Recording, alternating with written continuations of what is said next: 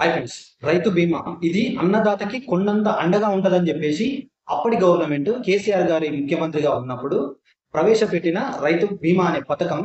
చాలా మంది రైతులు చనిపోతే ఒక్క గుంట ఉన్న భూమి వాళ్ళకు కూడా 5 లక్షల ప్రీమియం వాళ్ళ ఇంటికి ఒక భరోసాలాగా ఉండేది. కానీ ఇవాళ ఈ తెలంగాణ సర్కారు, ముఖ్యంగా ఈ రేవంత్ రెడ్డి సర్కారు, ఈ రైతు బీమా సకాలంలో ఎల్ఐసికి చెల్లించనందువల్ల ఇవాళ 7,600 మంది రైతులకి ఈ రైతు బీమా అందకుండా పోయింది.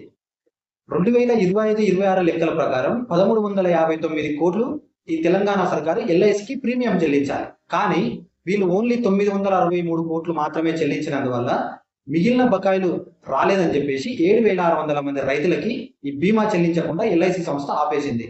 దీనికి కారణం ఎవరు? ఒక రైతు చనిపోతే ఇంటికి ఒక 5 లక్షలు వస్తాయని చెప్పేసి ఆశ పెట్టుకున్న ఆ కుటుంబం ఏం కావాలి? ఈ తెలంగాణ సర్కారు, ముఖ్యంగా ఈ రేవంత్ రెడ్డి ఆధ్వర్యంలో నడుస్తున్న ఈ సర్కారు ప్రతి విషయంలో కూడా రైతుని బాధ పెడుతూనే ఉంది. వడ్లు కొంటామంటారు, కరెక్ట్ కొనరు. ఆ సన్నాలకు 500 బోనస్ ఇస్తామంటారు. 37 రకాలు ఉన్నదాన్ని ఇప్పుడు 7 రకాల్లో కుదించారు. సకాలంలో రైతు భరోసా అయ్యారు.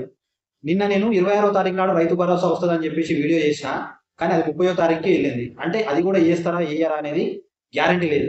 ఈ కాంగ్రెస్ సర్కారు ఏ పని చేసినా కూడా కరెక్ట్ రైతులకు నమ్మకం ఉండేటట్టు ఒక్క పని కూడా సరిగ్గా చేయట్లేదు. ఏమో మరి ఇక వీళ్ళు ఈ ప్రీమియం చెల్లించి ఆ 7,600 మందికి ఆ బీమా వచ్చేటట్టు చేస్తారా, లేకపోతే ఇది ఇంతటితో ఈ కథ ముగిసినట్టేనా? తెలంగాణ రైతులు ఒకసారి ఆలోచించుకోవాలి.